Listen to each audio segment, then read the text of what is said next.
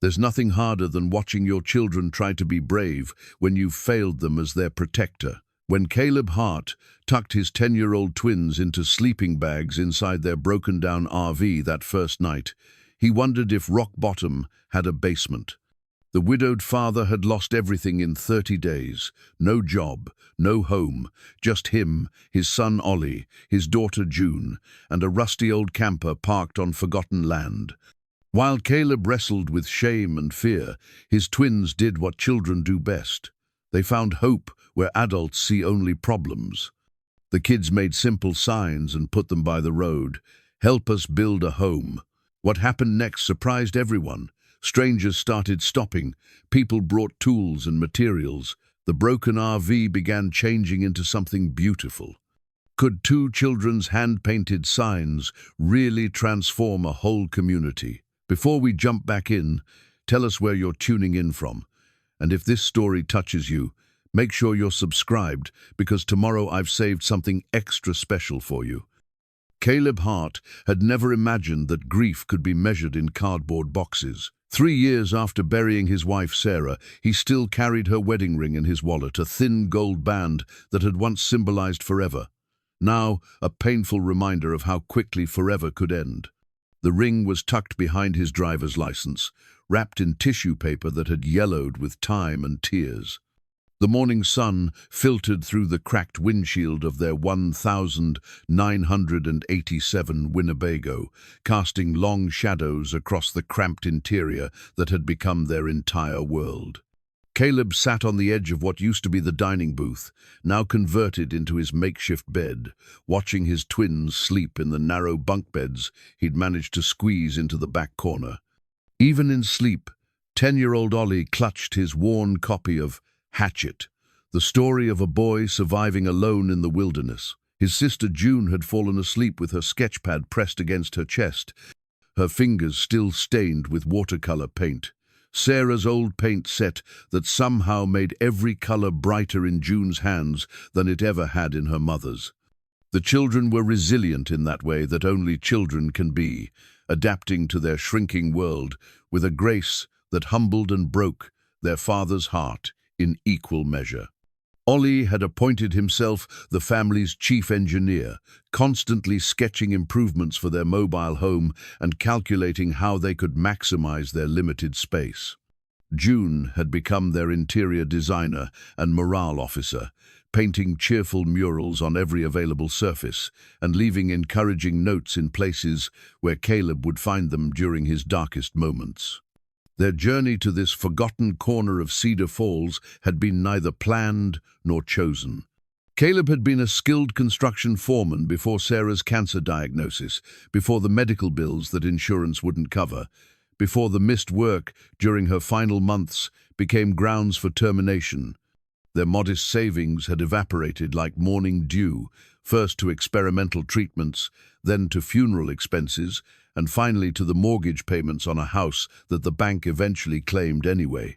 The foreclosure notice had arrived on a Tuesday in March, giving them 30 days to vacate the only home the twins had ever known. Caleb had sold everything of value, Sarah's jewelry, his tools, even the dining room table where they'd shared countless family meals. The RV had been a desperate purchase from a junkyard, its exterior more rust than metal, its interior barely functional. But it had wheels, and wheels meant they could stay together. Cedar Falls wasn't their destination so much as where the RV had finally broken down. The small town of 8,000 souls nestled in a valley between rolling hills, its main street lined with storefronts that bore the weathered look of places time had gently forgotten. Half the shops stood empty, their windows papered with for-lease signs that had faded from months in the sun. The local paper mill had closed 5 years earlier, taking with it the steady jobs that had sustained 3 generations of families. Caleb had pulled into the abandoned lot on the outskirts of town when the RV's transmission finally gave up, coughing black smoke before settling into permanent silence. The lot sat at the intersection of nowhere and forgotten, surrounded by tall grass and wildflowers that had reclaimed what might once have been someone's dream of development. A rusted for sale sign leaned at a dejected angle near the road, its phone number long since illegible. For 2 weeks, they had lived in this liminal space between homelessness and home, between despair and hope. Caleb rationed their remaining money carefully, 347, and some change that had to cover food, gas for their small generator, and the propane that kept them warm during the cold spring nights. He'd managed to tap into the town's water supply through a connection point behind the old Sinclair station, filling their storage tank under cover of darkness and praying no one would notice. The twins had adapted to their new routine with the fluid acceptance that children possess. They woke with the sunrise, sharing a breakfast of instant oatmeal and powdered milk, while Caleb consulted the want ads in the Cedar Falls Gazette. June would practice her reading by sounding out the job listings aloud, while Ollie calculated distances to potential work sites and estimated gas costs for their motorcycle, the only running vehicle they still owned. Most mornings, Caleb would ride into town on the old Honda, visiting construction sites and repair shops, looking for day labor or temporary work. His reputation hadn't followed him to Cedar Falls, and without references or a permanent address, most employers turned him away with polite disinterest. The few jobs he'd managed to find, helping unload trucks at the feed store, cleaning gutters for elderly homeowners, paid barely enough to keep them in food and fuel. During his absences, the twins entertained themselves with elaborate games of pretend, transforming their cramped quarters into pirate ships or space stations or secret hideouts. June would narrate their adventures while Ollie constructed props from cardboard and duct tape. They'd discovered a small creek about a quarter mile through the tall grass, where they could catch minnows and skip stones while their father worried about their future. The RV itself was a monument to optimistic engineering and declining functionality. Its avocado green cabinets hung at slight angles, their doors secured with bungee cords to prevent them from swinging open while driving, not that they'd be driving anywhere soon. The refrigerator ran on propane when it felt cooperative, and the tiny bathroom required a complex ritual of lever pulling and valve turning that the twins had mastered better than their father. June had taken to decorating their walls with paintings of flowers and rainbows, covering the water stains and cigarette burns left by previous owners.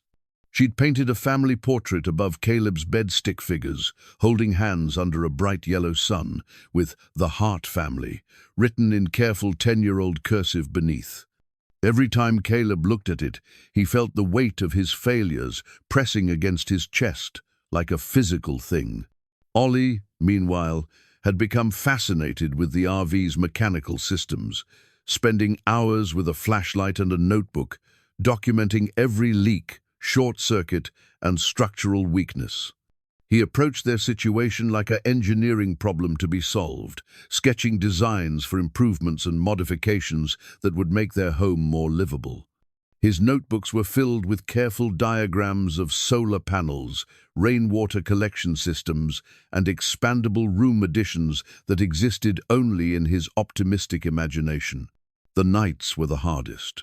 After the twins had fallen asleep, Caleb would sit in the driver's seat and stare out at the empty road, wrestling with the question that haunted his every waking moment. What kind of father allows his children to live like this? He'd pull Sarah's ring from his wallet and turn it over in his fingers, remembering her voice during those final weeks when she'd made him promise to take care of their babies, to keep them safe and together no matter what. He was failing her. He was failing them.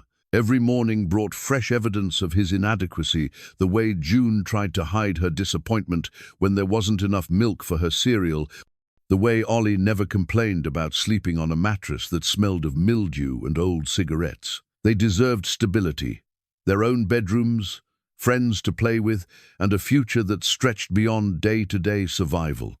The town of Cedar Falls seemed to exist in a state of quiet resignation, its residents going through the motions of daily life in a place that progress had passed by. Caleb had observed them during his job-hunting excursions, the elderly couples walking slowly down Main Street, the young parents pushing strollers past empty storefronts, the teenagers congregating outside the Dairy Queen with the particular brand of boredom that comes from having nowhere to go and nothing to do. Yet there was something in the air here, something he couldn't quite name. Maybe it was the way the morning light fell across the hills, or the sound of church bells on Sunday mornings, or the fact that people still waved to strangers and held doors open for one another. Cedar Falls felt like the kind of place where people still believed in neighbors, helping neighbors, even if they'd forgotten how to ask for help. That belief would be tested soon enough. Caleb Hart didn't know it yet, but his children were about to remind an entire community what it meant to answer when someone calls for help. All it would take was paint, paper, and the kind of faith that only comes from hearts too young to understand why adults make things so complicated. Sarah's ring caught the morning light as Caleb returned it to his wallet, and for just a moment he could almost hear her voice, encouraging him to have hope. Tomorrow would bring new challenges, new disappointments, and new reasons to doubt himself. But it would also bring his children's laughter, their endless creativity, and their stubborn refusal to believe that their story couldn't have a happy ending. Outside their tiny window, the road stretched empty toward town, waiting for travelers who might stop to read whatever message two determined children might choose to share with the world. Caleb woke to the sound of giggling and the distinctive smell of watercolor paint. Sarah's old paint set, the one with tubes that had dried and cracked, but still held enough pigment for small hands to create magic, was spread across the RV's tiny table. June sat cross-legged on the bench seat, her tongue poking out in concentration as she carefully lettered words onto a piece of cardboard they'd salvaged from a discarded cereal box. "Dad's gonna be mad," Ollie whispered, but his voice carried more excitement than worry. "Dad's gonna understand," June replied, with the certainty that only 10-year-olds possess about things they've never tested. "This is how we fix everything." Caleb rubbed his eyes and sat up, his back protesting against the thin mattress. Through the window, he could see both children had been busy. 3 signs were already planted along the roadside like colorful sentries, their messages visible to anyone driving past their forgotten corner of Cedar Falls. "Help us build a home," read the first sign in June's careful cursive, decorated with flowers and rainbows. "We have big dreams," proclaimed the second, illustrated with Ollie's precise drawings of houses and gardens. The third simply said, "Please stop," with a painted heart beneath the words. Caleb's first reaction was embarrassment, so sharp it felt like a physical blow. Heat flooded his face as he imagined every person in Cedar Falls driving past these desperate pleas, seeing his failure spelled out in children's paint. His babies were begging strangers for help because their father couldn't provide what they needed. "June, Ollie." His voice came out rougher than he intended. "What have you done?" Both children turned toward him, their faces bright with excitement and purpose. June held up her paintbrush like a magic wand. "We're asking for help, Daddy. You always said there's no shame in asking for help when you really need it." Had he said that? Caleb tried to remember, tried to reconcile those wise parental words with the man he'd become proud and ashamed, uncertain that accepting charity would somehow diminish him further. "We need to take those down," he said, already reaching for his boots. "People don't want to see our business spread out for everyone to read." "But Dad," Ollie started. "No buts. We're not beggars." The words hung in the small space between them, heavy with implications that made Caleb instantly regret saying them. Weren't they beggars? What else would you call a family living in a broken RV, rationing food and hoping each day that tomorrow would somehow be different? June's face crumpled slightly, but she straightened her shoulders with remarkable dignity. "We're not begging, Daddy. We're asking people to help us build something beautiful. There's a difference." Before Caleb could respond, the sound of a car slowing on the road outside made all 3 of them freeze. Through the window, they watched a blue sedan pull onto the shoulder and stop directly in front of their signs. An elderly woman emerged from the driver's seat, moving slowly but purposefully toward their makeshift front door. "Oh no," Caleb muttered under his breath. "Oh yes." June whispered with satisfaction. The woman's knock was gentle but confident. Caleb opened the door to find himself looking down at a silver-haired lady who couldn't have been much over 5 feet tall, but whose presence filled the doorway with quiet authority. She wore a cardigan despite the warming spring weather and carried a thermos that steamed invitingly in the morning air. "Good morning," she said with a smile that reached her eyes. "I'm Martha Henley. I brought coffee." "Ma'am, we're fine. We don't need—" "Oh, I'm sure you don't need anything," Martha interrupted smoothly. "But I need to meet the children who painted those lovely signs. I used to be a teacher, you see, and good penmanship like that deserves recognition." Before Caleb could object, June had squeezed past him and was shaking Martha's hand with the formal politeness that Sarah had taught her. "I'm June Hart, and this is my brother Ollie. Are you really a teacher?" "Was," Martha corrected. "Retired now. 43 years in the classroom, and I still get excited when I see children using their creativity to solve problems." Ollie joined them at the door, suddenly shy but curious. "You think our signs are solving problems?" Martha poured coffee from her thermos into a ceramic mug she'd brought along, the action somehow transforming their roadside conversation into something more civilized. "Well, you identified what you needed, communicated it clearly, and put yourselves in a position where help could find you. That's excellent problem-solving in my book." Caleb felt the ground shifting beneath his feet. This wasn't pity or charity. This woman was speaking to his children as equals, treating their desperate plea as if it were a reasonable business proposal. "We drew pictures of what we want to build," June said, already warming to the conversation. "Would you like to see?" "I would love to see them." Against his better judgment, Caleb found himself stepping aside as Martha climbed into their RV. The space seemed even smaller with a visitor, but Martha settled herself at their tiny table as if she'd been invited for Sunday dinner. June immediately began spreading out her drawings, elaborate sketches of houses with wraparound porches, gardens full of vegetables and flowers, and rooms labeled things like Daddy's Workshop and Library Corner. "These are quite detailed," Martha observed, studying each drawing with the attention of an art critic. "You've thought about this very carefully." "Ollie helped with the measurements," June explained. "He's good at math, and Daddy knows about building things, but he won't let us build anything because he says we don't have money." Caleb winced at the casual way his daughter exposed their situation, but Martha simply nodded, as if poverty were a temporary inconvenience rather than a source of shame. "Money is one way to build things," she agreed, "but it's not the only way. Sometimes people have materials they're not using. Sometimes they have skills to share.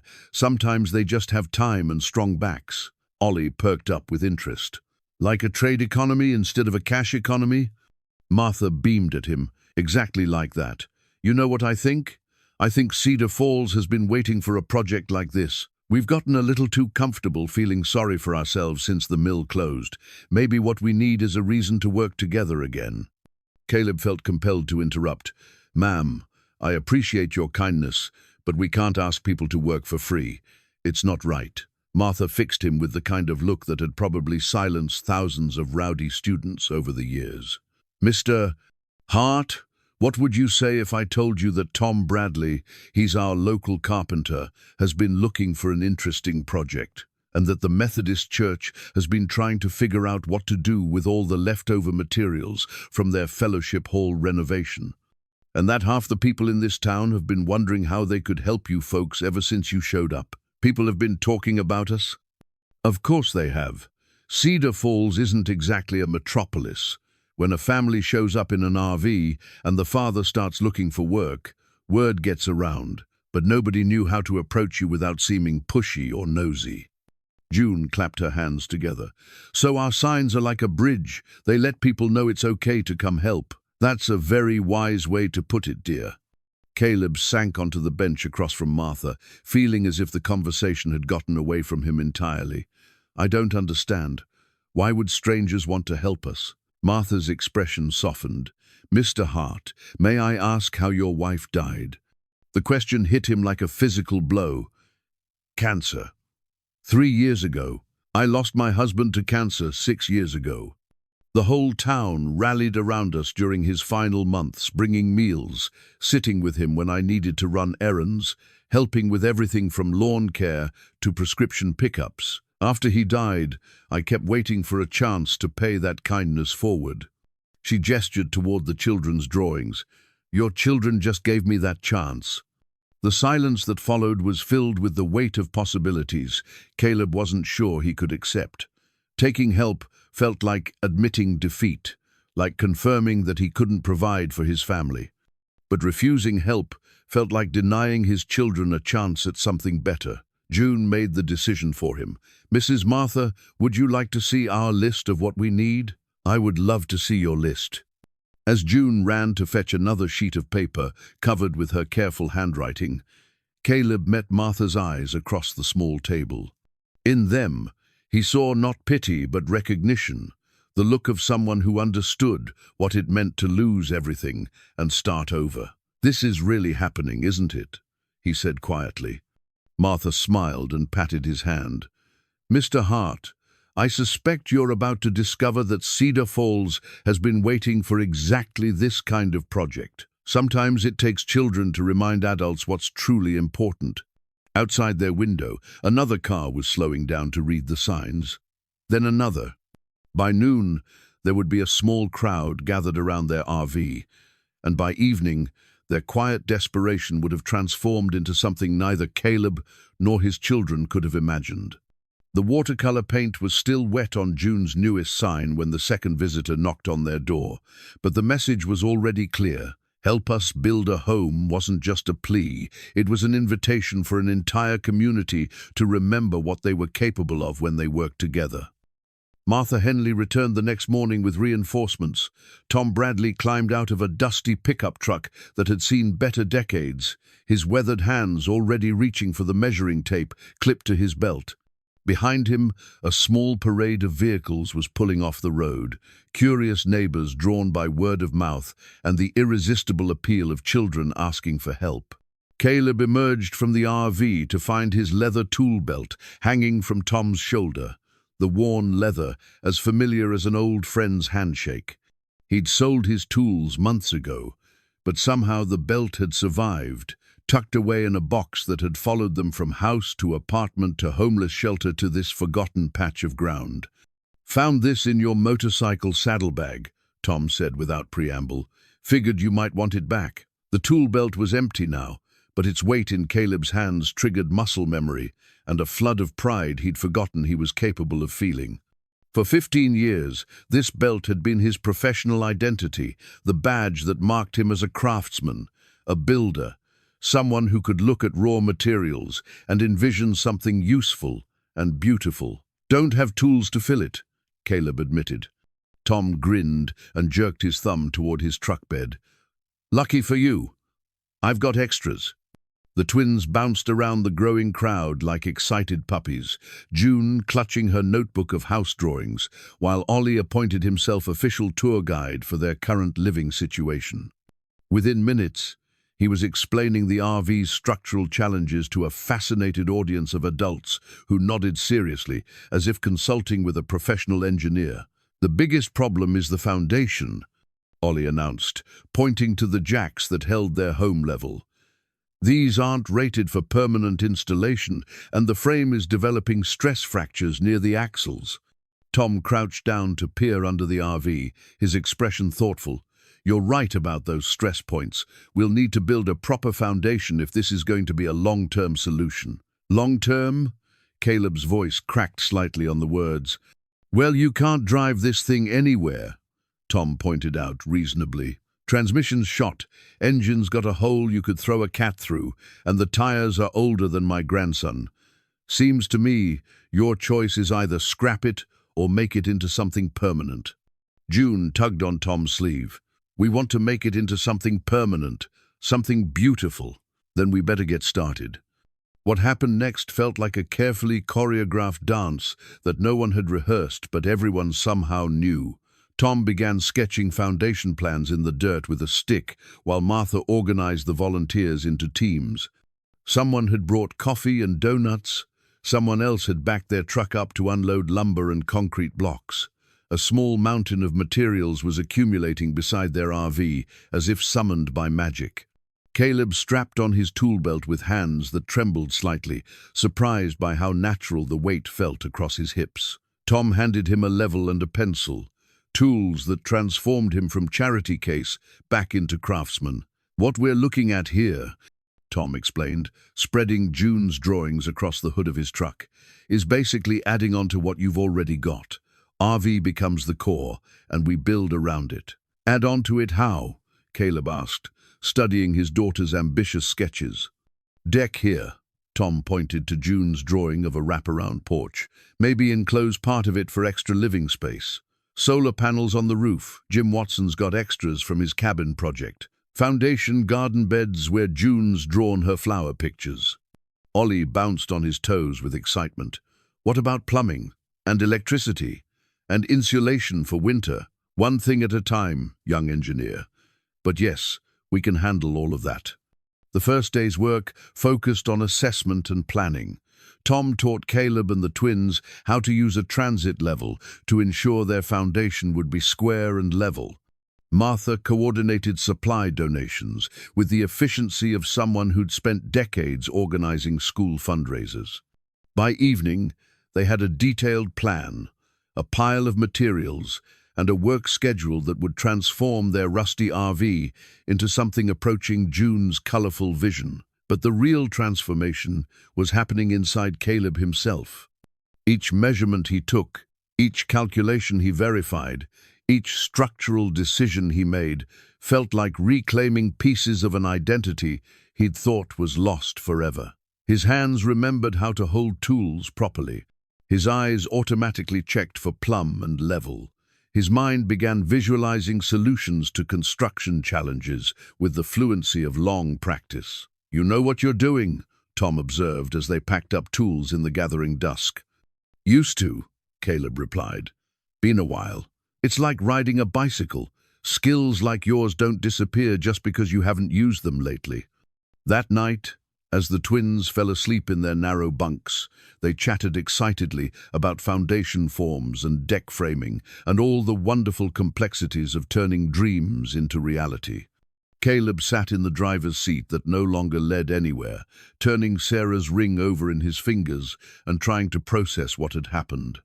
For the first time since Sarah's death, he was thinking beyond tomorrow, beyond next week.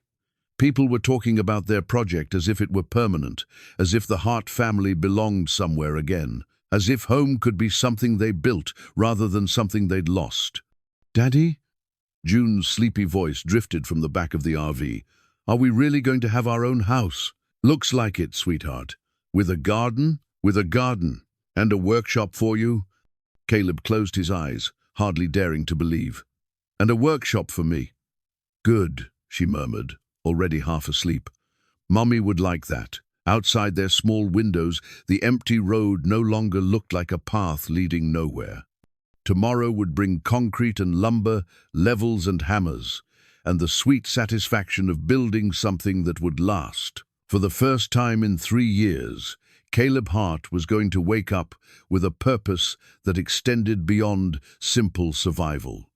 His tool belt hung on a hook beside the door, ready for morning. Empty now, but not for long. June's journal had become the unofficial blueprint for their impossible dream. The small spiral notebook, with its purple cover decorated with unicorn stickers, contained detailed drawings of rooms that didn't exist yet. Gardens planned down to individual flower varieties, and architectural details that would have impressed professional designers. Each morning, she would update her drawings based on the previous day's discoveries. When Tom explained that they could expand the RV's footprint with a deck addition, June sketched a wraparound porch with built-in seating. When Martha mentioned that the Methodist church had extra windows from their renovation, June drew bay windows and reading nooks. When Ollie calculated that solar panels could provide enough power for a workshop, June designed a craft room where she and her father could work on projects together. The notebook had evolved from childhood fantasy into serious construction documentation. Tom consulted it daily, translating June's artistic vision into practical building plans. Other volunteers would gather around as she explained her drawings, their faces serious as they considered the feasibility of installing a skylight or building raised garden beds to specific dimensions. "She's got a real eye for design," observed Ellen Rodriguez, who'd driven over from the county planning office to discuss permits. "These proportions are surprisingly sophisticated." June beamed with pride as Ellen photographed each page for their official building application. "I drew them all different times, so Daddy could see how it would look in every season." The permit process had been another small miracle. Ellen had arrived expecting to explain why their project was impossible: no permanent foundation, no proper address, no clear property ownership. Instead, she'd spent 2 hours reviewing June's drawings and Tom's construction plans, growing more excited about the project with each page. "You know what you're building here?" Ellen finally asked. "You're building the kind of place people drive past and smile, the kind of place that makes the whole town feel more hopeful." She'd expedited their permits through county offices with the determination of someone who'd been waiting her whole career to approve something genuinely inspiring. The work itself had settled into a rhythm that felt almost musical. Each morning brought a new crew of volunteers, some regulars like Tom and Martha, others newcomers, drawn by curiosity and word-of-mouth recommendations. They'd arrive around sunrise with thermoses of coffee and homemade breakfast pastries, transforming their worksite into a combination construction zone and social gathering. Caleb had emerged as the natural project foreman, his expertise and authority growing stronger each day. The skills he'd thought were buried beneath years of grief and failure turned out to be merely dormant, waiting for the right project to call them back to life. He found himself thinking 3 steps ahead again, anticipating problems before they developed, coordinating multiple work teams with the efficiency that had once made him one of the most sought-after foremen in his previous city. "You've got a gift for this," Tom told him one afternoon, as they installed the foundation footings that would support their expanded living space. "Ever think about getting back into contracting?" "With what money?" Caleb replied, but without the bitterness that would have flavored his words just weeks earlier. "Money's not the only way to start a business. Reputation works too, and after this project, you're going to have more reputation than you know what to do with." The twins had appointed themselves official project documentarians, June sketching daily progress reports, while Ollie maintained detailed logs of materials, volunteer hours, and construction milestones. Their shared enthusiasm had become the emotional engine driving the entire effort, their infectious optimism making even the most challenging work feel like play. "Today we attached the deck frame to the RV," Ollie would announce each evening at their improvised family dinner. "Tomorrow we start installing the subfloor. By next week we'll have a real front porch." June would add artistic details. "Mrs. Martha brought paint samples, and we picked sage wisdom for the trim. It's green like growing things, but calm like Daddy when he's thinking." The project had begun attracting attention beyond Cedar Falls. A reporter from the regional newspaper had spent a day photographing their work and interviewing volunteers about what motivated them to spend their weekends building someone else's dream. The resulting article had sparked additional donations and volunteer inquiries from neighboring towns. "Grassroots construction project rebuilds more than homes," read the headline, accompanied by a photo of June explaining her drawings to Tom while Caleb measured lumber in the background. But the most significant development was how their temporary solution was becoming permanent in ways none of them had planned. The RV's wheels had been removed and properly recycled. County utilities had installed official electric and water connections. The Postal Service had assigned them a legitimate address, 1247 Wildflower Lane, Cedar Falls. "We have a real address," June announced solemnly when the mailbox was installed. "That means we really live here." The work was revealing unexpected talents throughout their volunteer crew. Martha turned out to have an intuitive understanding of electrical systems from helping her late husband with projects. Jim Watson, the solar panel donor, was also a retired plumber who tackled their bathroom renovation with artistic flair. Even teenagers from the high school had begun showing up after classes, eager to learn construction skills while contributing to something meaningful. "It's like the whole town was just waiting for a reason to work together," observed Pastor Williams from the Methodist Church as he helped install insulation. "We've all been so focused on what we've lost, the mill jobs, the young families moving away, that we forgot about what we still have." Caleb understood the feeling. For 3 years, he'd been so focused on what his family had lost that he'd stopped noticing what they still possessed.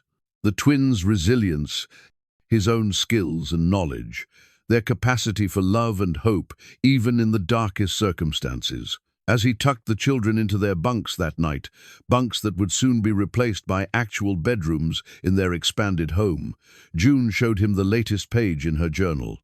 This drawing showed their completed house, surrounded by gardens and filled with people. Stick figures representing their volunteer friends were scattered throughout the scene, working and laughing and sharing meals around a large outdoor table. "Is this what you think it will look like when we're finished?" Caleb asked. "This is what it looks like right now," June replied. "We just can't see all of it yet." Outside their windows, the foundation they'd poured was curing in the moonlight, solid and level and ready to support whatever dreams they had courage enough to build upon it. Caleb's tool belt hung by the door, no longer empty but filled with borrowed tools that were beginning to feel like his own. Tomorrow would bring more volunteers, more materials, and more opportunities to transform impossible into inevitable. For the first time since Sarah's death, he was beginning to believe his children might be right about happy endings. The solar panel array arrived on a Tuesday morning in March, 12 gleaming rectangles of possibility strapped to Jim Watson's flatbed truck. The panels caught the early sunlight and threw it back in brilliant flashes, transforming their worksite into something that looked more like a technology showcase than a desperate family's makeshift home. "These babies will give you enough juice to run a small city," Jim announced proudly as he and Tom began unloading the equipment. "Got them through a bulk purchase deal when I was installing my cabin system. Been sitting in my garage ever since, waiting for the right project." Caleb ran his hands over the smooth surface of the nearest panel, marveling at how something so sleek and modern would soon be integrated into their ramshackle construction project. The panels represented more than just electrical independence. They were a statement of faith in their future, an investment in permanence that still felt almost too good to believe. "Daddy, look!" June called from where she was helping Martha organize that day's volunteer assignments. Mrs. Rosa brought Miguel. A red pickup truck had pulled up beside their growing pile of building materials, and a woman about Caleb's age was climbing out of the driver's seat. She had dark hair pulled back in a practical ponytail and work clothes that suggested she wasn't here just to observe. Behind her, a teenage boy was already surveying their construction progress with the critical eye of someone who understood what he was seeing. "Rosa Martinez." The woman introduced herself with a firm handshake. "I work at the county extension office, and my son Miguel has been begging to come help ever since he read about your project in the paper." Miguel stepped forward with the slightly awkward confidence of a 16-year-old trying to make a good impression. "I'm studying sustainable architecture at the community college," he explained. "This integration of traditional construction with renewable energy systems is exactly what we've been discussing in my environmental design class." Within minutes, Miguel had established himself as the twins' new favorite person. He listened to June's design explanations with the same serious attention that Tom showed her drawings, and he engaged Ollie in detailed discussions about electrical load calculations and battery storage capacity. Most importantly, he treated them as equals rather than cute children, asking their opinions about technical decisions and incorporating their ideas into practical solutions. "Miguel, show them how to calculate panel angle for optimal winter exposure." Rosa suggested, as she tied on a work apron that had clearly seen plenty of use. You know construction? Caleb asked. Divorced mom with a house built in 1954, Rosa replied with a wry smile. You learn fast when the alternative is paying contractor prices for every little repair. Rosa fit into their work crew as naturally as if she'd been there from the beginning. She had that particular combination of competence and warmth that made everyone around her feel both capable and cared for. By noon, she was coordinating lunch arrangements while simultaneously helping Tom plan the electrical routing for their solar installation. You've got quite an operation here, she told Caleb as they worked together to mount the first panel array to their reinforced roof structure. Miguel's been talking about it non-stop for weeks. It's grown beyond anything we imagined, Caleb admitted. Sometimes I feel like I'm just trying to keep up with everyone else's enthusiasm. That's what good leadership looks like. You're not trying to control everything, you're creating space for other people to contribute their best work. The comment caught Caleb off guard. He hadn't thought of himself as a leader, more like a grateful recipient of unprecedented generosity. But watching their volunteer teams work together, he realized Rosa was right. Somehow, without planning or conscious intention, he'd become the person everyone looked to for direction and decision-making. Miguel reminds me of myself at that age, he said, watching the teenager patiently explain electrical concepts to Ollie, eager to prove himself, full of ideas about how to make things better. He needs good role models. His father hasn't been in the picture for 3 years, and teenage boys require more guidance than they're willing to admit. There was something in Rosa's tone that suggested personal experience with the challenges of single parenthood. Caleb found himself wanting to know more about her story, but their conversation was interrupted by excited shouts from the twins. It's working! It's working! June was jumping up and down beside a small electronic display that showed green numbers steadily climbing.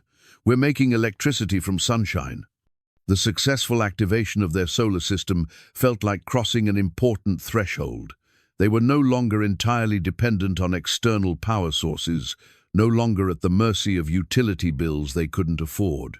The panels would provide enough electricity for lights, basic appliances, and the workshop tools that Caleb was beginning to dream about using again. That evening, as their volunteer crew shared a potluck dinner around improvised tables made from sawhorses and plywood, Caleb found himself sitting beside Rosa while the children demonstrated their new understanding of renewable energy concepts to anyone willing to listen. This must be overwhelming sometimes, Rosa observed, gesturing toward their bustling construction site.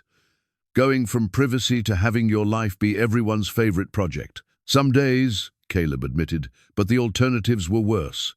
Miguel lost his father in a car accident when he was 13, Rosa said quietly. Seeing him get excited about building something positive, it's the most engaged he's been with anything since the funeral. Caleb watched Miguel showing Ollie how to check the solar panel connections, their heads bent together over the technical manual. He's a good kid. Reminds me why I used to love mentoring apprentices. Used to. Before everything fell apart. I had plans once my own contracting business, teaching construction skills to young people who wanted to learn the trades.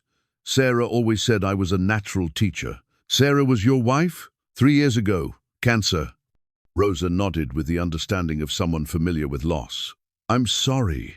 That must have been incredibly difficult with 2 young children. Still is some days, but this project having a purpose again, using skills I thought I'd lost, it's been healing in ways I didn't expect. Their conversation was interrupted by Martha, calling for attention from the center of their impromptu dining area. I have an announcement, she said, holding up an official-looking letter.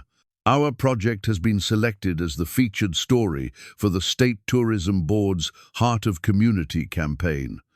The letter detailed a proposal to document their construction process for a promotional video, highlighting small-town cooperation and innovative approaches to affordable housing. The Tourism Board was offering a modest stipend and professional photography services in exchange for permission to share their story. What does that mean for us? Caleb asked. It means, Martha replied with a grin, that people all over the state are going to hear about what we're building here, and it means we'll have official documentation of every step of this process. As their volunteers discussed the implications of broader publicity, Caleb felt a mix of pride and anxiety. Their project was becoming larger than their family's immediate needs, transforming into something that represented hope and possibility for other struggling families. Rosa touched his arm gently. "You're changing more than your own lives," she said softly. "Miguel came home from his first day here, talking about how problems can become opportunities if you're willing to ask for help and work together. That's a lesson worth spreading." Later that night, after the volunteers had departed and the twins were asleep in their bunks, Caleb stood on their partially completed deck and looked up at the solar panels silhouetted against the stars. The LED lights, powered by their renewable energy system, cast a warm glow over their construction site, illuminating the transformation that had occurred in just a few weeks.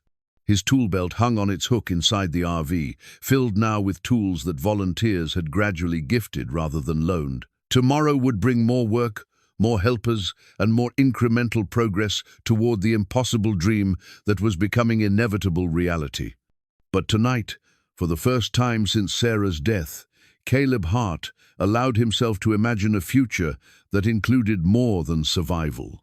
A future that might include workshop classes for teenagers like Miguel, consulting work on other innovative housing projects, and maybe even the kind of personal connection he'd thought was buried with his wife. The solar panels hummed quietly in the darkness, converting starlight into stored energy that would power tomorrow's possibilities.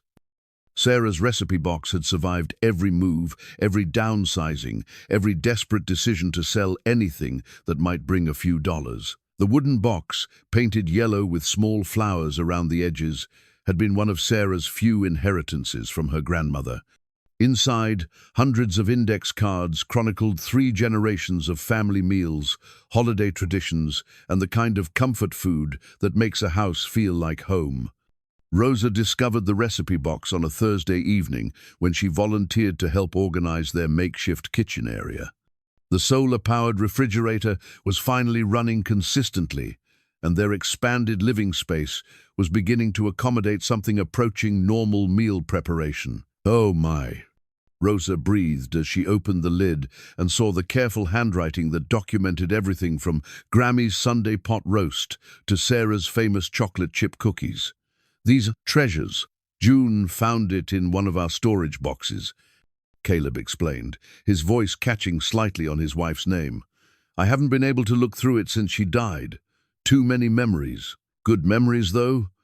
The best memories. Sarah loved feeding people. Every holiday, every birthday, every excuse to bring friends and family together around our table." Rosa pulled out a card at random. "Comfort chicken and dumplings, serves 8:10. Perfect for church potlucks or when neighbors need care." The ingredients were listed in Sarah's neat handwriting, followed by detailed instructions and a note in the margin. "Add extra love when making for someone who's hurting. Would you mind if I tried making some of these?" Rosa asked carefully. "Miguel's been helping here so much, and I'd love to contribute more than just my terrible sandwich-making skills." Caleb hesitated. Watching someone else prepare Sarah's recipes felt like a form of betrayal, but it also felt like a way of honoring her memory. "She would have liked that," he finally said. "Sarah always believed food was how you showed people they mattered." That Saturday, Rosa arrived with grocery bags and a determination to recreate Sarah's famous Saturday morning pancakes. The twins hovered around the camp stove setup like eager disciples as she measured ingredients according to Sarah's precise instructions. "Mummy always made them in the shape of animals," June offered helpfully. "Mine were usually butterflies, and Ollie liked dinosaurs." "I think I can handle butterfly pancakes," Rosa said with a smile. "Miguel, you're in charge of dinosaur shapes." The morning transformed into something magical. Rosa's pancakes weren't quite identical to Sarah's. She added a touch of vanilla that Sarah's recipe didn't call for, and her butterfly wings were more artistic than anatomically correct, but they carried the same warmth the same sense of care made edible. Caleb watched from the doorway as his children laughed over breakfast, syrup on their faces and joy in their voices, and felt something inside his chest begin to unknot. For 3 years, he'd been the sole keeper of their family traditions, the only one who remembered how Sarah had made holidays special and ordinary days memorable. Having Rosa help carry that burden felt like sharing a weight he hadn't realized was breaking his back. "These are almost exactly like Mummy's," June announced, with the authority of a 10-year-old food critic. "But different, in a good way." "Different how?" Rosa asked. "Mummy's tasted like remembering. Yours taste like hoping." The observation was so profound that the adults fell silent, struck by the wisdom that children sometimes possess without trying. Over the following weeks, Rosa became a regular presence at their dinner table, which had evolved from the RV's tiny booth into a proper dining area under their expanded roof structure. She would arrive most evenings after work, with ingredients from Sarah's recipe box, turning their construction site into an aromatic kitchen that drew volunteers to linger long after the day's work was done. Miguel had essentially become an older brother to the twins, teaching them advanced mathematics while they helped him with his community college assignments about sustainable architecture. Their project had become his final portfolio piece, a real-world application of green building principles that was earning him recognition from professors and potential employers. Miguel's been offered an internship with an architectural firm in the city. Rosa mentioned one evening as she and Caleb cleaned up after dinner. "Full-time this summer, part-time during his senior year." "That's wonderful," Caleb replied, though he felt a pang of loss at the thought of losing his young protégé. "He doesn't want to take it. Says he'd rather stay here and help finish this project, maybe start his own sustainable building company in Cedar Falls." "Cedar Falls isn't exactly a hotbed of construction opportunities." "Maybe not yet, but look what you've started here. This project has people talking about affordable housing, renewable energy, community cooperation. Miguel thinks Cedar Falls could become a model for other rural towns looking for sustainable development approaches." The conversation was interrupted by excited shouts from the twins, who had been helping Miguel install the final window in what would become their new living room. The window was another donation, a beautiful bay window with built-in seating that had been removed from a historic home renovation downtown. "Daddy, come see," June called. "You can see the whole valley from here." Through the new window, their view stretched across rolling hills dotted with farmhouses and windbreak trees. In the distance, the lights of Cedar Falls twinkled like earthbound stars, and somewhere beyond that, the highway that had brought them here continued toward destinations they no longer needed to reach. "It's perfect," Caleb said, settling onto the window seat beside his daughter. "Look what I can see from my reading corner," June continued, pointing toward various landmarks she'd memorized during their construction process. "Mrs. Martha's house, the church where our lumber came from, the solar panel store where Mr. Jim works. You can see the whole community that helped us," Ollie added, from where he was organizing tools for the next day's work. Rosa joined them at the window, settling on Caleb's other side, with the natural ease that had developed between them over weeks of shared meals and collaborative work. "What do you see when you look out there?" she asked quietly. Caleb considered the question seriously. 3 months ago, he would have seen only an unfamiliar landscape, a place where they'd been stranded by circumstances beyond their control. Now he saw home in ways that had nothing to do with property ownership or permanent addresses. "I see possibility," he said finally. "I see people who chose to invest in our family when they had no reason to trust that we were worth the effort." Miguel sees the same thing. He thinks you could teach other young people the skills you've shared with him. Maybe start some kind of trades program connected to the community college. "I've been thinking about that too. There's something powerful about working with your hands, creating something useful and beautiful from raw materials. Kids today don't get many opportunities to experience that satisfaction. You'd be good at it.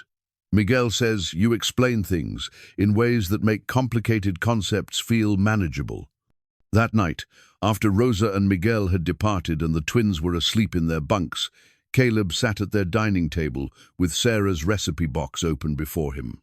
He pulled out card after card, reading his wife's notes and remembering meals they'd shared, friends they'd fed, celebrations they'd hosted in their old life. But instead of the crushing sadness that had overwhelmed him for 3 years, he felt something approaching peace. Sarah's recipes were being prepared again, feeding new friends and creating new memories. Her legacy was alive in ways that honored the past while embracing the future. Rosa had left behind a batch of fresh bread made from Sarah's Sunday morning recipe, along with a jar of homemade jam that would accompany tomorrow's breakfast. The gift was practical and thoughtful in equal measure, exactly the kind of gesture that Sarah herself would have made for a family going through difficult times. Outside their windows, the solar panels continued their silent work of converting darkness into stored energy. By morning, their batteries would be fully charged and ready to power another day of progress toward whatever future they had courage enough to build. Caleb closed the recipe box gently and prepared for sleep, but not before setting out ingredients for tomorrow's dinner. Rosa was coming to help install their new bathroom fixtures, and he wanted to surprise her by preparing one of Sarah's recipes himself, a small gesture of gratitude that might also be an invitation to something more. The legal documents arrived on a Monday morning in late April, delivered by a man in an expensive suit who looked as out of place in their construction zone as a penguin in a flower garden. Harrison Cole introduced himself with the practiced smile of someone accustomed to delivering bad news while maintaining plausible deniability about his role in creating the problems he was solving. "Beautiful work you're doing here," Cole said, his eyes scanning their nearly completed home with the calculating gaze of someone appraising property values. "Really impressive what a community can accomplish when they put their minds to it."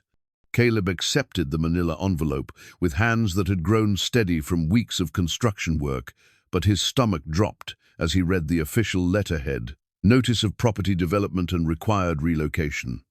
"I don't understand," he said, his voice barely above a whisper. "We checked with the county.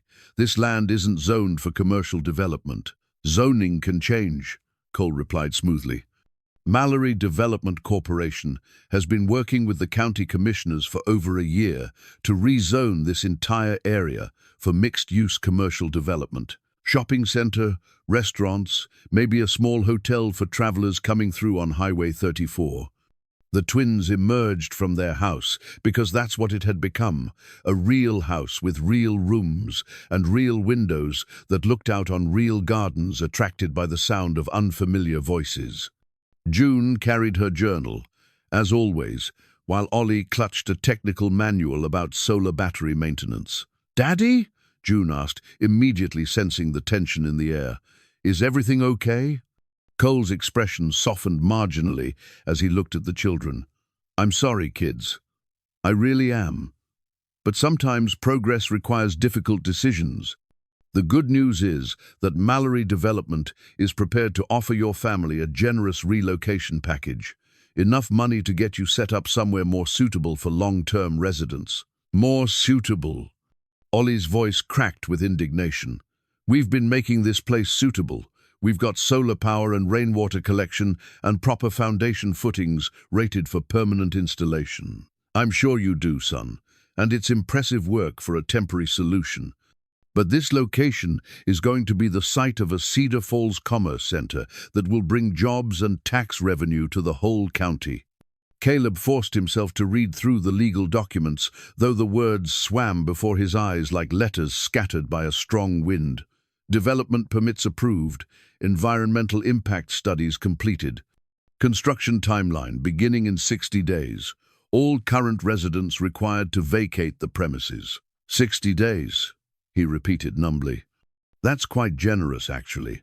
The standard notice period is 30 days, but we recognize the unique circumstances here." "Unique circumstances?" Tom Bradley's voice carried the kind of quiet anger that was more dangerous than shouting.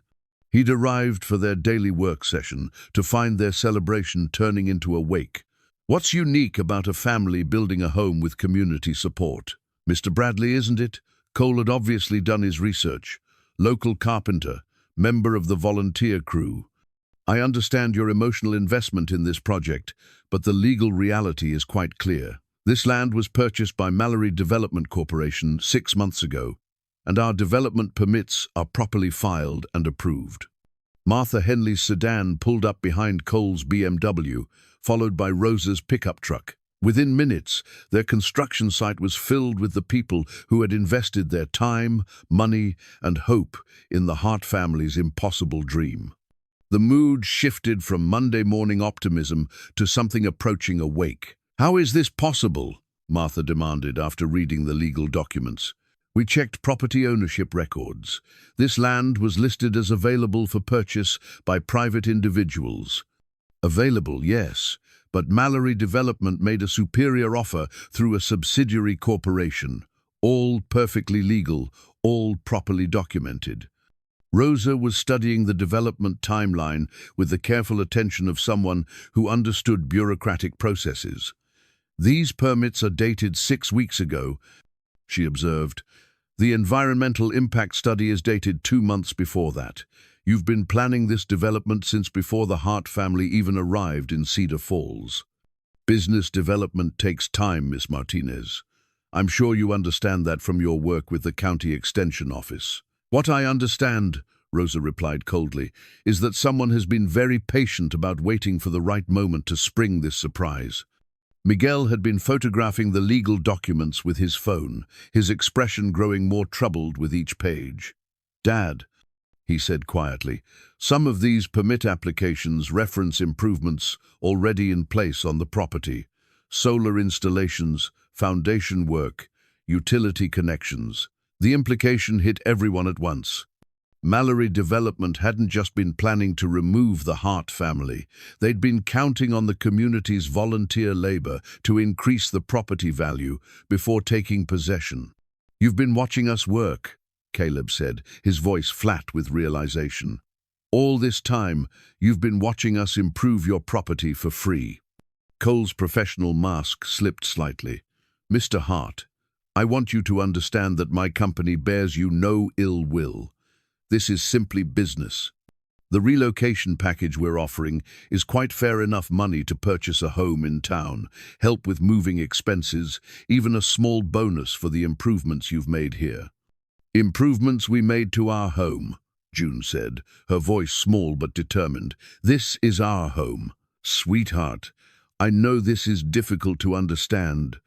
"I understand perfectly," June interrupted with startling firmness. "You want to steal our house so you can build a shopping center where families used to live." The silence that followed was broken by the sound of more vehicles arriving. Word was spreading through Cedar Falls with the speed that only small towns can achieve when something threatens one of their own.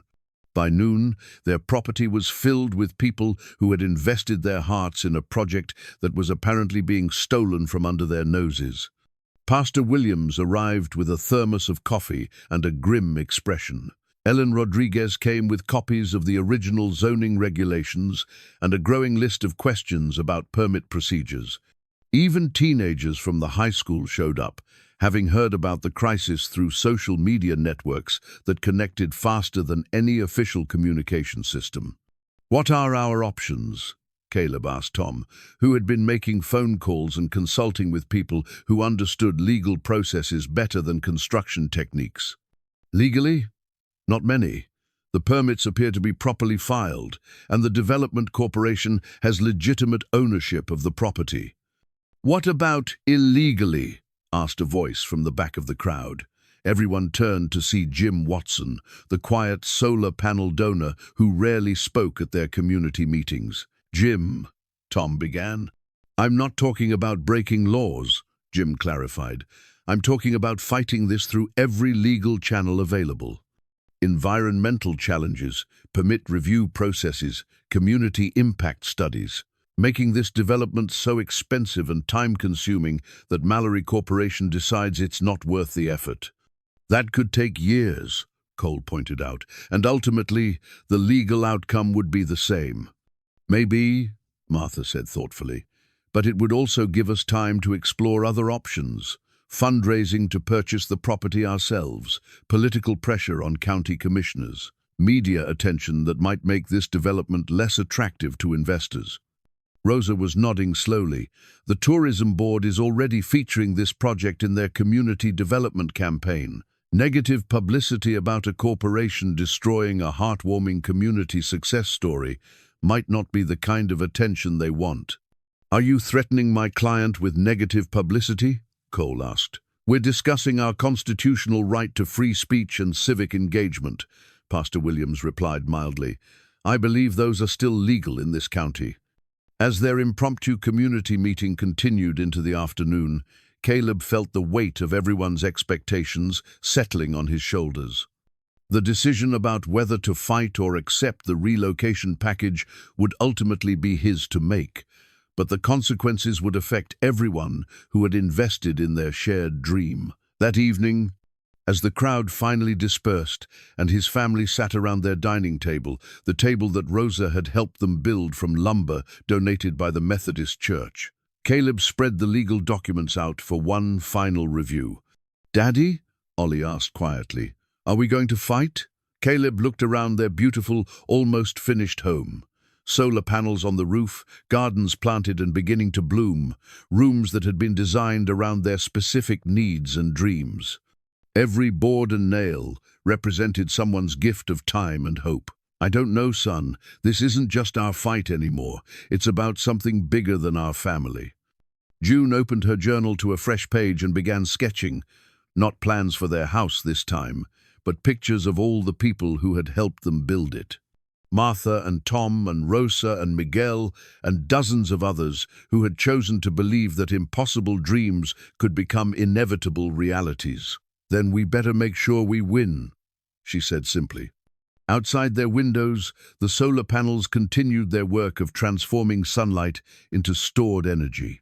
But inside their home, an entirely different kind of energy was building the determination of a community that had rediscovered what it meant to fight for something worth saving. The petition started as a single sheet of paper that Martha Henley carried door to door through Cedar Falls, but it grew into something resembling a medieval scroll as more and more residents added their signatures. By the end of the first week, she had collected over 300 names supporting the Hart family's right to remain on their property. By the end of the second week, that number had doubled as word spread to neighboring towns and former Cedar Falls residents who had moved away but still cared about their hometown. "Look at this," Martha announced at their emergency community meeting in the Methodist Church Fellowship Hall. She unrolled the petition across 2 tables, revealing page after page of signatures, addresses, and personal comments. Mrs. Henderson from the nursing home signed it. The Patel family, who moved to the city last year, drove back just to add their names. Even teenagers who can't vote yet wanted to sign it as witnesses to what they've seen happening here. Caleb stood at the front of the room, still uncomfortable with the role of community leader that circumstances had thrust upon him. 57 people had gathered on a Thursday evening to discuss legal strategy, fundraising possibilities, and the logistics of fighting a development corporation that had significantly more resources than a rural town's worth of volunteers. "Ellen Rodriguez has been researching the permit process," Caleb announced, gesturing toward the county planning officer who had become an unofficial member of their team. "Tell them what you found." Ellen stood with the confidence of someone who had spent years navigating bureaucratic systems. "The good news is that Mallory Development's permits have some technical issues that might be grounds for challenge. The environmental impact study was conducted during winter months when wildlife activity is at its lowest point. The traffic study doesn't account for school bus routes that would be affected by commercial development. And the community input sessions were held at times and locations that made it difficult for working families to attend." "What does that mean in practical terms?" asked Tom Bradley. "It means we have legitimate grounds for requesting a permit review. If we can demonstrate that the approval process was flawed, we might be able to delay or halt the development while the issues are addressed." Rosa raised her hand from where she sat with Miguel in the third row.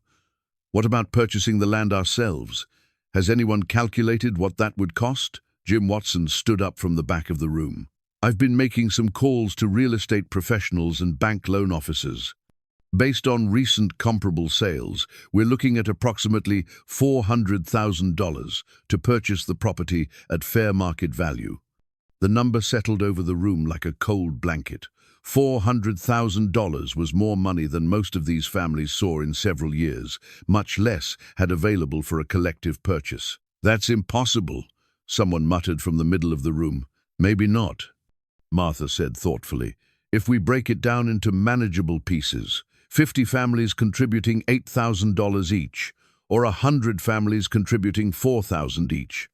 Most families in Cedar Falls don't have $4,000 in savings, Pastor Williams pointed out gently. Then we find other ways. Fundraising events, online crowdfunding campaigns, reaching out to organizations that support affordable housing initiatives. Miguel stood up, his teenage voice carrying surprising authority. I've been researching crowdfunding platforms that specialize in community development projects. Stories like ours, families working together to create innovative housing solutions. They get a lot of attention and support from people all over the country. How much attention are we talking about? Caleb asked. Potentially hundreds of thousands of dollars if the campaign goes viral. There are precedent communities that have raised enough money to purchase threatened land. Families that have funded sustainable building projects, groups that have saved historical properties from demolition. The room began buzzing with conversation as people discussed possibilities they hadn't considered before. Online fundraising was foreign territory for most of the older residents, but the younger volunteers were already pulling out phones and researching successful campaigns. There's something else we need to consider, Rosa said, her voice cutting through the excited chatter. Harrison Cole isn't going to wait patiently while we organize legal challenges and fundraising campaigns. Development corporations have lawyers whose job is to prevent exactly this kind of community resistance. As if summoned by her words, Ellen's phone buzzed with an urgent text message. She read it quickly, her expression growing troubled. Mallory Development has filed a motion to expedite the eviction process. Instead of 60 days, the Hart family now has 30 days to vacate the property. The fellowship hall fell silent except for the whispered prayers that always seemed to emerge from Pastor Williams during moments of crisis. 30 days, Caleb repeated, his voice hoarse with disbelief. It gets worse, Ellen continued. They're also seeking an injunction against any further construction or improvements to the property. Effective immediately, all work on the house must stop. June, who had been quietly drawing in her journal throughout the meeting, suddenly stood up on her chair so everyone could see her. "Excuse me," she said with the polite firmness that 10-year-olds use when adults are being particularly obtuse. "I have something to say." The room turned toward her with the attention that children commanded when they chose to speak at adult meetings. "Everyone is talking about money and lawyers and permits," June continued. "But nobody is talking about the most important thing." "What's the most important thing, sweetheart?" Martha asked gently. "This isn't just about our house anymore. It's about whether people get to choose what happens in their own communities. Mr. Cole's company wants to build stores where families live because they think stores are more important than families. If we let them do that here, they'll do it other places too."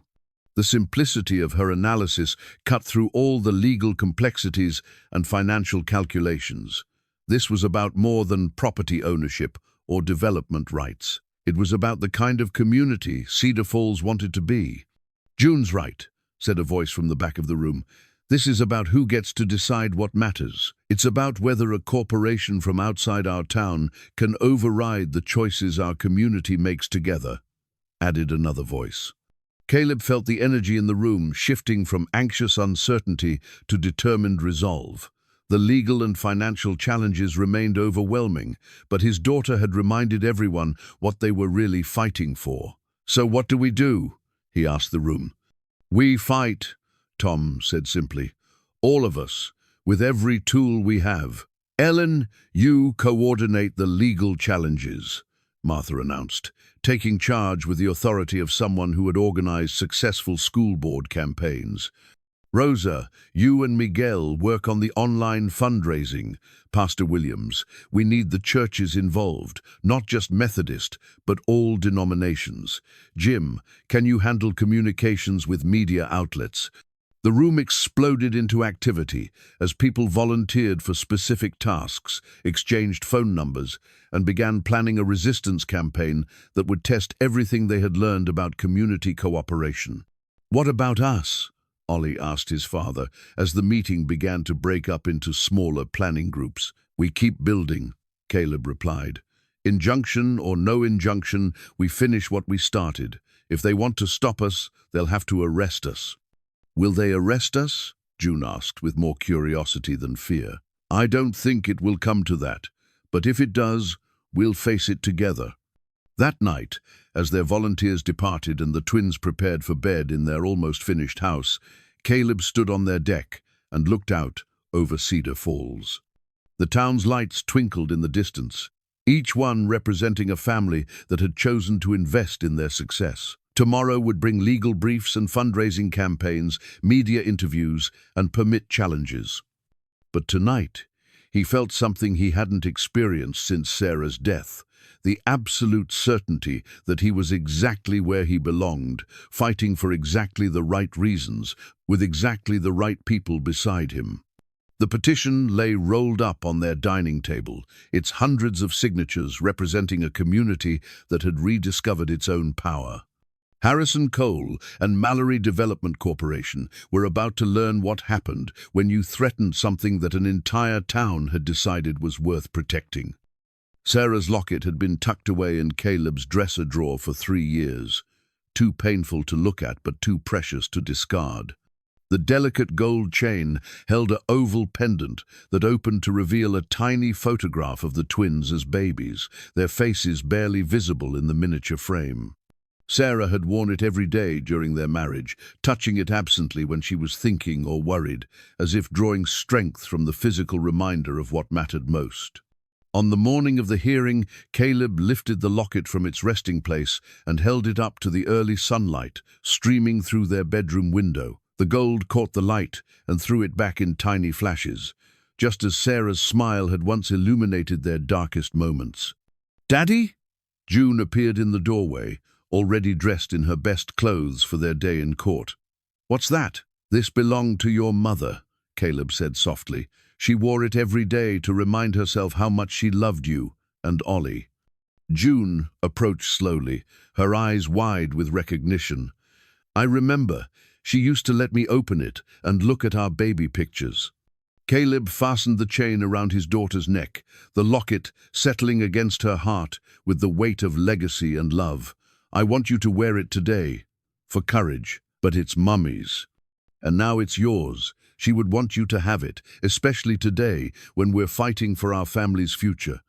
The courthouse in the county seat was an imposing brick building that had been constructed during more optimistic times, when Cedar Falls and its neighboring communities had expected steady growth rather than slow decline. By 8 in the morning, the parking lot was filled with cars bearing Cedar Falls license plates, and the courthouse steps were crowded with supporters carrying signs that read, "Community over corporation" and "Families first." Inside, the courtroom was packed beyond its intended capacity. Judge Patricia Hendricks, a woman in her 60s who had presided over these chambers for 2 decades, surveyed the crowd with the patience of someone accustomed to high emotions in legal proceedings. "This is a hearing regarding Mallory Development Corporation versus Hart Family Residence concerning property development rights and residency status," Judge Hendricks announced. "I want to remind everyone that this is a courtroom, not a town hall meeting. Order will be maintained." Harrison Cole sat at the plaintiff's table with 2 other lawyers, their expensive suits and leather briefcases creating an impression of corporate power and legal sophistication. Across the aisle, Caleb sat with Ellen Rodriguez and a volunteer attorney named David Kim, who had offered his services after reading about their case in the regional newspaper. The twins sat in the front row of the gallery, June clutching her journal, while Ollie held a folder containing technical specifications for their solar power system. Behind them, the entire volunteer crew that had built their home waited to hear whether their collective effort would be preserved or destroyed. "Mr. Cole, you may present your case," Judge Hendricks said. Cole stood with practiced confidence, his opening statement laying out the legal foundation for Mallory Development's position. "Your Honor, this is a straightforward matter of property rights and legal development procedures.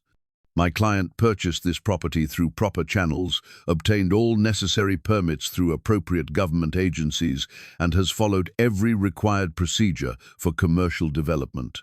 He presented documents, permit approvals, and environmental studies with the methodical efficiency of someone accustomed to winning through superior preparation and legal resources. The Hart family, while sympathetic in their circumstances, does not have legal standing to remain on property they do not own.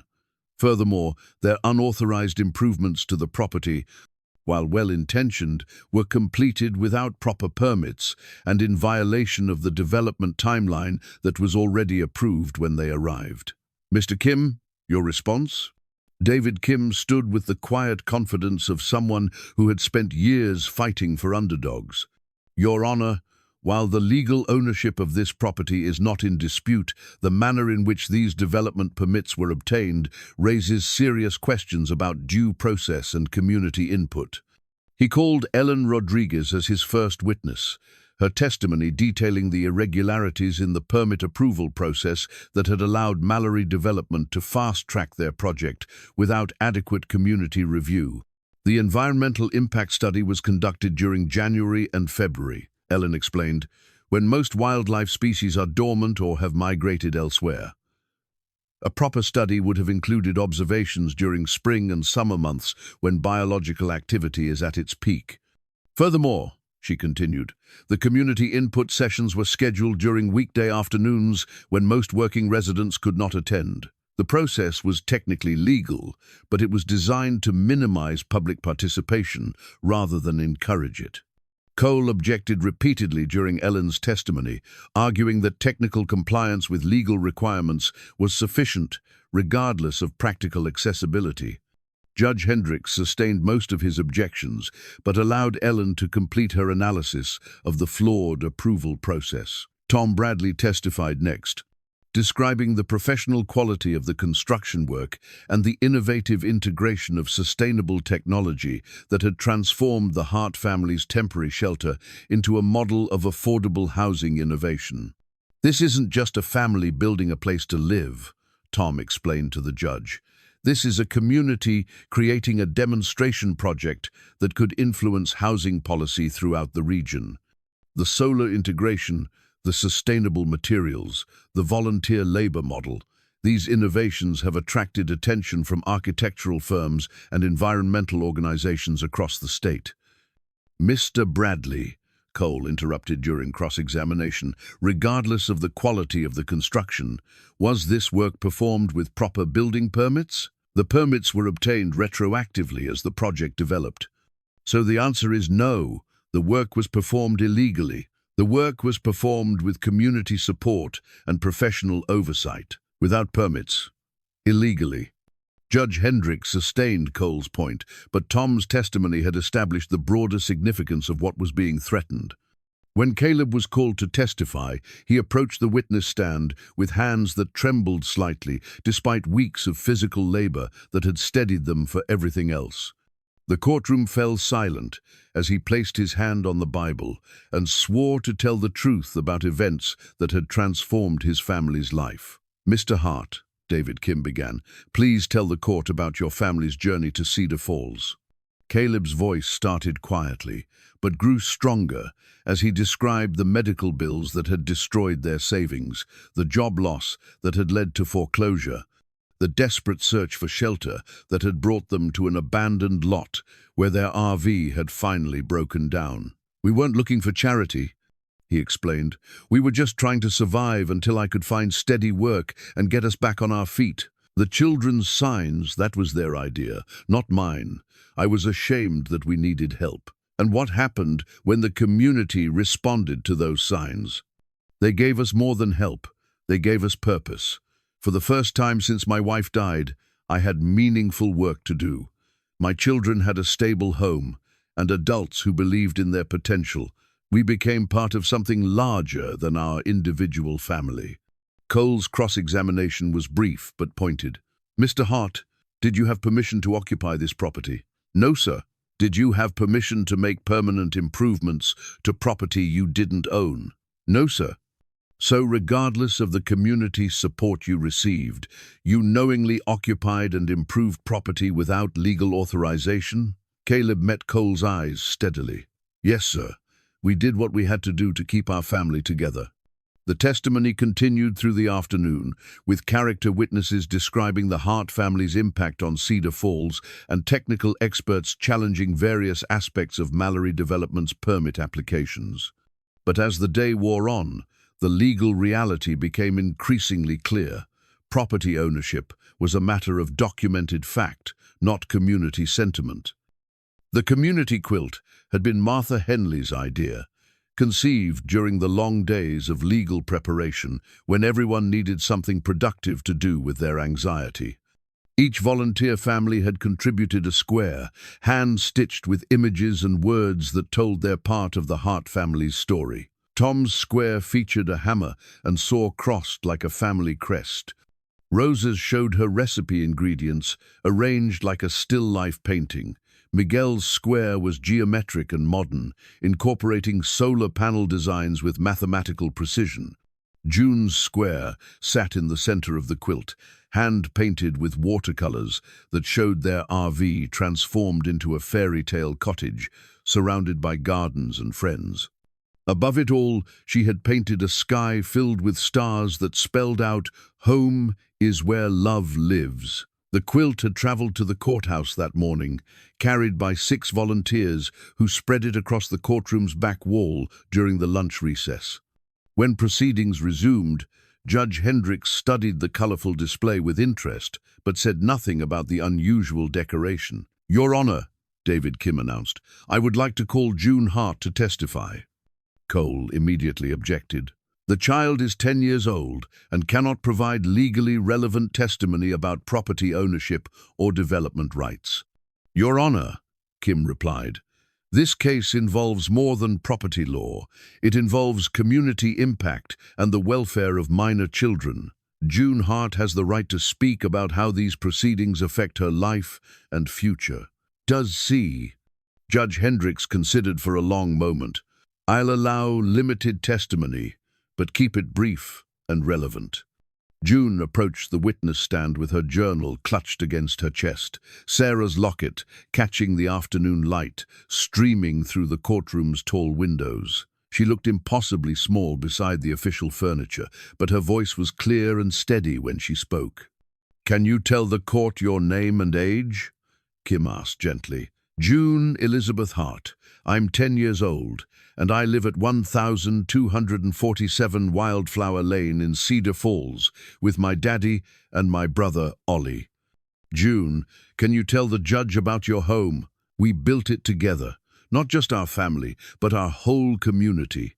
Everyone helped because they wanted us to have a safe place to live and be happy." She opened her journal and showed Judge Hendricks her drawings, explaining each room and feature with the detailed pride of an architect presenting their masterpiece. "This is the kitchen where Mrs. Rosa teaches me to make my mommy's recipes. This is the workshop where Daddy and Miguel teach Ollie about building things. This is my reading corner where Mrs. Martha brings me new books every week." "June," Kim continued, "what would happen if your family had to leave this home? We would have to start over somewhere else, but it wouldn't be the same because all the people who helped us build it live here in Cedar Falls. Our community is part of our home." Cole's cross-examination was brief and uncomfortable.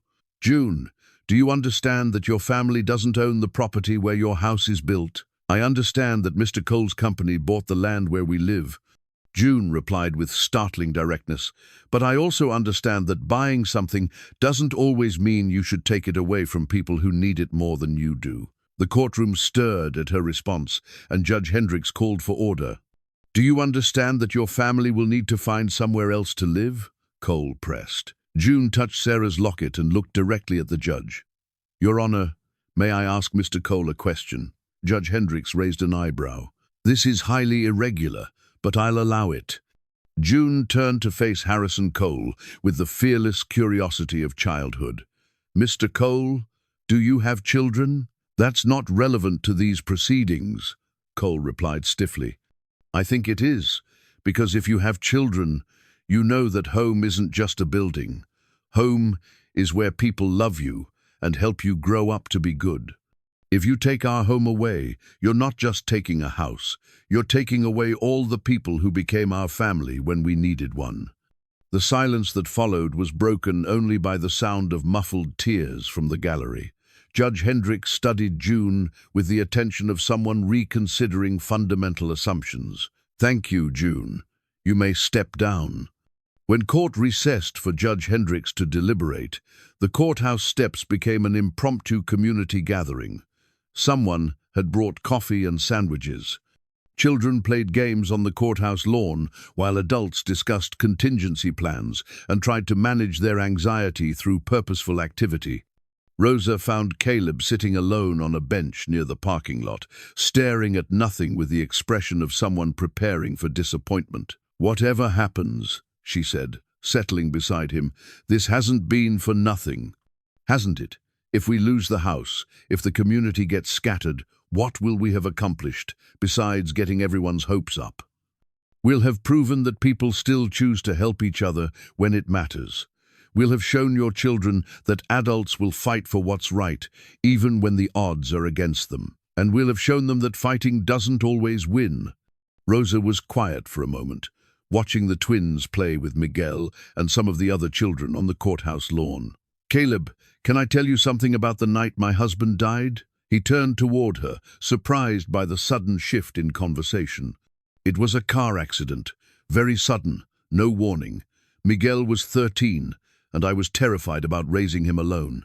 The night after the funeral, he asked me if everything was going to be different now that his dad was gone. What did you tell him? I told him that some things would be different, but the most important things would stay the same, that I would still love him, that our family would still take care of each other, that we would still find ways to be happy. And did you? Find ways to be happy? Eventually. Not the same happiness we'd had before, but a different kind. Quieter maybe, but just as real.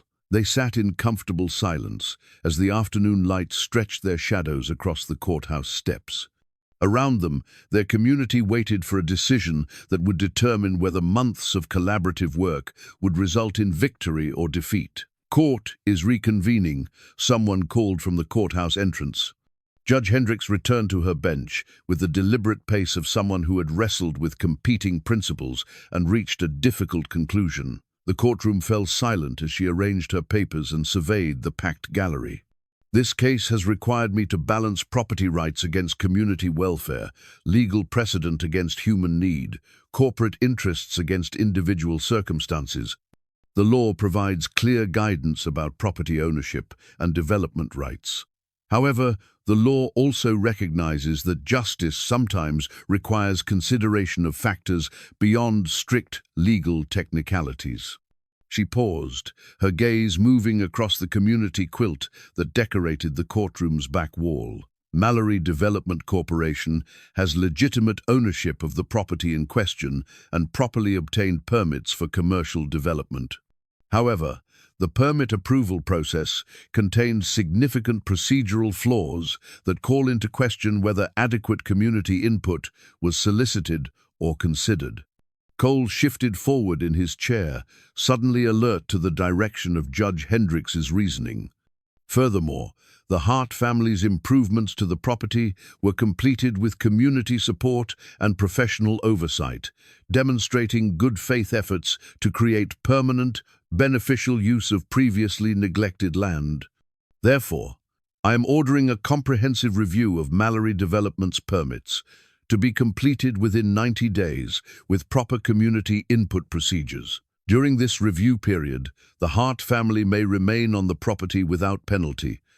The courtroom erupted in cheers and applause before Judge Hendricks could finish her statement. However, she continued, raising her voice over the celebration, this ruling does not invalidate Mallory Development's ownership rights. If the permit review confirms the validity of their development plans, the Hart family will be required to relocate. Furthermore, I am ordering that during this 90-day period, any interested parties may submit competing proposals for the property's use, including purchase offers that will be considered alongside Mallory Development's development rights. Cole was on his feet immediately. Your Honor, this ruling essentially invalidates legally obtained property rights. Mr. Cole, this ruling ensures that all legal procedures are properly followed before irreversible development decisions are implemented. Your client's rights remain intact, but they must be exercised according to proper legal protocols. As the courtroom gradually emptied, the Hart family found themselves surrounded by supporters who were cautiously celebrating a partial victory that felt more like a temporary reprieve. They had won time, but not security. They had won an opportunity, but not a guarantee. 90 days, Caleb said to Rosa as they walked toward the parking lot. 90 days to raise $400,000 and convince the county that our community project is more valuable than a shopping center. 90 days to prove that some things are worth fighting for, Rosa replied, and we've already proven we know how to work together when it matters. That evening, as their community gathered for an impromptu celebration dinner in the Methodist Church Fellowship Hall, June stood on a chair to address the crowd that had supported her family through the most challenging day of their new life. Thank you for helping us fight for our home, she said, her voice carrying across the room with surprising authority. Tomorrow, we start building something even better than what we had before. Outside, the early spring evening was settling over Cedar Falls with the promise of longer days and warmer weather ahead. In 90 days, they would discover whether their impossible dream could survive contact with legal reality. But tonight, for the first time in months, the future felt like something they could shape rather than something that would happen to them. The community quilt would return home with them, a tangible reminder that some battles are worth fighting regardless of their outcome, and that some victories are measured in courage rather than conquest.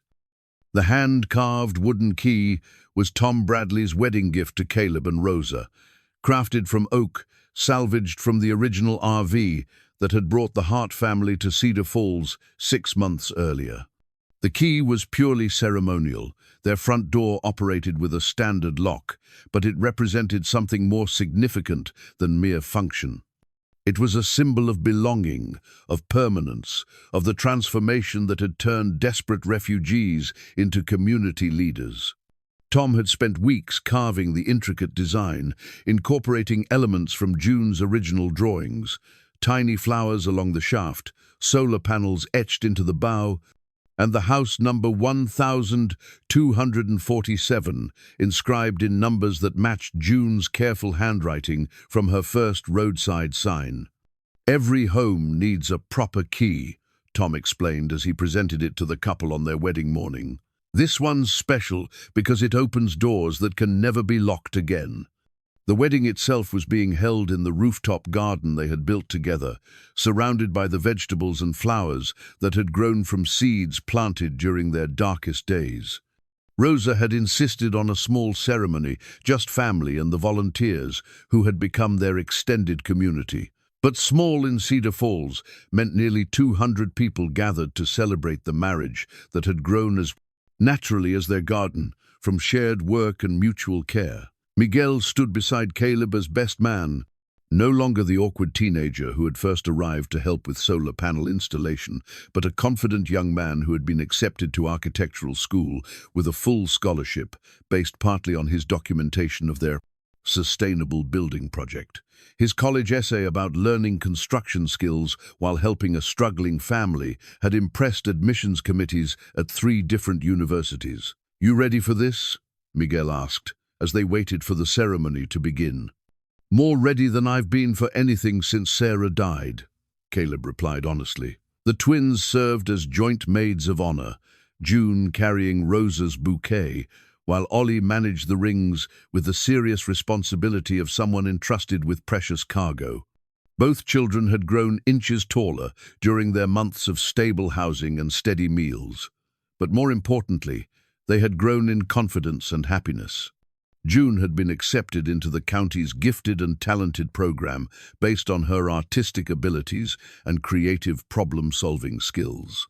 Her journal of house designs had evolved into a portfolio that impressed art teachers and architectural professionals alike. Ollie had become the unofficial technology consultant for several sustainable building projects throughout the region, his understanding of solar and electrical systems rivaling that of many adult professionals. Pastor Williams performed the ceremony with the warm authority of someone who had watched their relationship develop through shared challenges and collaborative work. Marriage, he told the assembled guests, is ultimately about building something together that neither person could create alone. Caleb and Rosa have been practicing that art for months.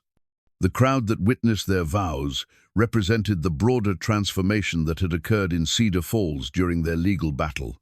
The 90-day permit review had become a community mobilization effort that had attracted national attention and significant financial support. Their crowdfunding campaign had exceeded all expectations, raising not only the money needed to purchase their property, but additional funds to establish a non-profit organization dedicated to innovative, affordable housing solutions. Martha Henley had been elected to the county commission on a platform of sustainable development and community-centered planning. Her first official act had been to establish new procedures for community input on development projects, ensuring that no future family would face the kind of surprise eviction that had threatened the Harts. Ellen Rodriguez had been promoted to head of the county planning department and was already working with other rural communities to replicate Cedar Falls' model of volunteer-supported housing development. The Hart Family Project had become a case study taught in urban planning programs and cited in academic papers about community-based solutions to housing affordability. But the most significant change was visible in the faces of their wedding guests. The same people who had gathered 6 months earlier in desperate response to children's roadside signs now carried themselves with the confidence of a community that had rediscovered its own power. They had learned they could accomplish impossible things when they worked together, and that knowledge had transformed their expectations for their town's future. The ceremony concluded with a tradition June had invented: the presentation of the community quilt to the bride and groom as a symbol of the many hands that had woven their lives together. As Caleb and Rosa stood beneath the fabric that chronicled their shared journey, Caleb felt Sarah's presence not as a source of sadness, but as a blessing on the love that had grown from the seeds of their loss. The reception that followed featured dishes prepared from Sarah's recipe box, now expanded with contributions from Rosa's family traditions and new creations invented by their community of friends. Children played games between the solar panels, while adults discussed plans for the sustainable building workshops that Caleb would begin teaching in the fall. Miguel approached the newlyweds as the evening light began to fade over their valley. "I wanted to thank you," he said to Caleb, "for teaching me that construction is about more than just building structures. It's about building communities." "You figured that out yourself," Caleb replied. "I just gave you some tools and materials to work with.